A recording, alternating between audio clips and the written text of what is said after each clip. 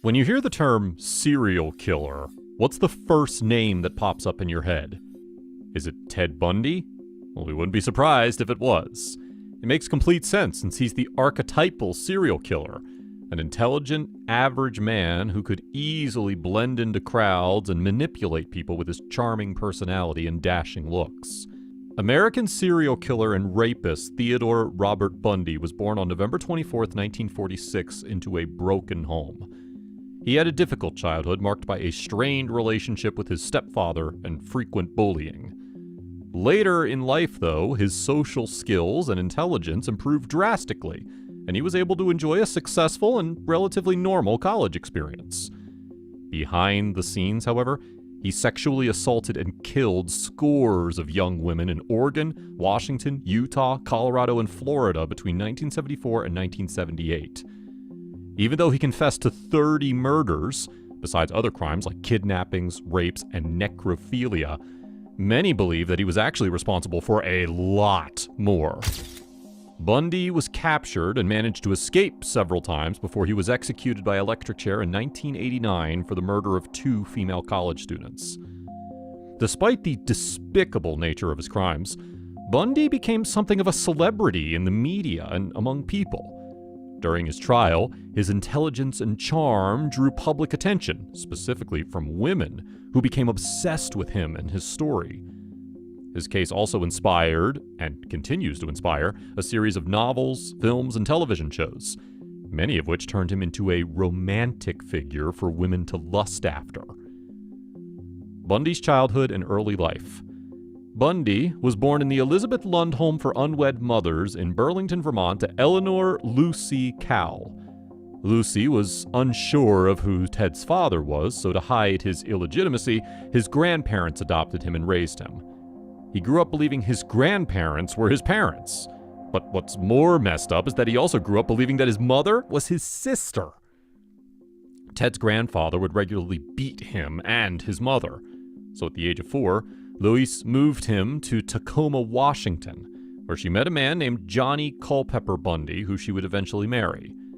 Ted would be adopted by Johnny, have his surname changed from Cowell to Bundy, and have 4 step-siblings. In Tacoma, Ted graduated from Woodrow Wilson High School as an average student. At this point, he was utterly unremarkable and struggled to form and maintain close relationships. But that would change when he met Diane Edwards. In 1965, Bundy enrolled at the University of Puget Sound, a liberal arts college. After 2 semesters, he transferred to the University of Washington, where he transformed from a shy young man to the charismatic and attractive gentleman he would later become so famous for being. Many attribute this change to his romantic relationship with a woman named Diane Edwards. In 1968, he temporarily dropped out of college before enrolling in Temple University in Philadelphia for 1 semester. It was during this time off that he visited the East Coast and made the shocking discovery about his actual relationship with Louise. Ted's whirlwind romance with Diane was short-lived. In 1969, she broke up with Bundy for being too immature and lacking ambition. The breakup left Bundy devastated and utterly broken. In 1970, he re-enrolled into Temple University and graduated with an honors in psychology. And by 1972, he had enrolled in the University of Utah to study law. During this time, he had started dating Elizabeth Klopfer, a secretary at the School of Medicine at the University of Utah. Elizabeth would be one of the first people to report Bundy as a suspect in the Pacific Northwest murders. In 1973, Bundy enrolled in the University of Puget Sound Law School to further his education, but stopped attending shortly after. Just a few months later, the disappearances began. Becoming a murderer. Ted's first known attack was not a murder, but an assault on an 18-year-old University of Washington student named Karen Sparks.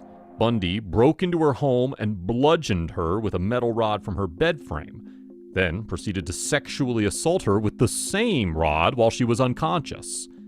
The assault left Karen in a 10-day coma and with disabilities she lives with to this day. Ted's next assault victim and first known murder victim was Linda Ann Healy. The murder took place a month after the attack on Karen Sparks. Ted broke into Linda's home, bludgeoned her into unconsciousness, and kidnapped her. Linda was never seen or heard from again, but fragments of her skull were found years later at one of the locations where Bundy used to dispose of his victims. In the months that followed, Bundy targeted several other female students in the same area. The technique he used most often was approaching the victims while wearing a cast on one of his arms to appear non-threatening and in need of help. Once he was close enough to them, he would bludgeon, kidnap, rape, kill, and dispose of them. Probably the most disturbing part of all this, prepare yourself, was that he would often return to the decaying bodies and have sex with them. He would even decapitate some of his victims and preserve their heads as trophies in his home. Later murders and first arrest. Bundy continued to abduct and kill women in the following months. 5 of his known victims from this time included female college students from the Pacific Northwest: Susan Elaine Rancourt, Donna Gail Manson, Roberta Kathleen Parks, Georgian Hawkins, and Brenda Carol Ball. In response to the girls' disappearances, authorities launched a major investigation to look for the girls.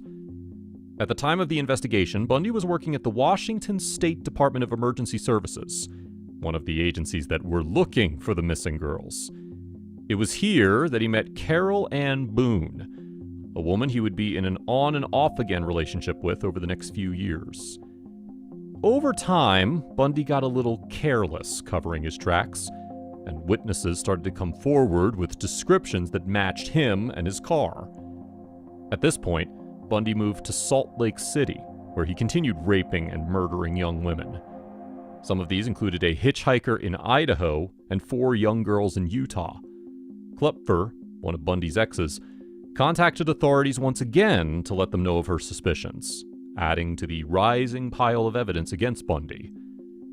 In August 1975, when Bundy was pulled over in Salt Lake City, the police discovered masks, blunt objects, and handcuffs in his car. And while this may not have been enough to arrest him, it was enough to put him under constant surveillance, which eventually led authorities to more evidence that connected him to various murders and abductions. One of his surviving victims was able to identify him in a lineup. He was convicted of kidnapping and assault and sent to prison to await his trial. Trial and execution. In 1979, Bundy was convicted for the murders of the women from FSU and for the murder of Kimberly Leach a year later. He was placed on death row at Florida's Rayford Prison.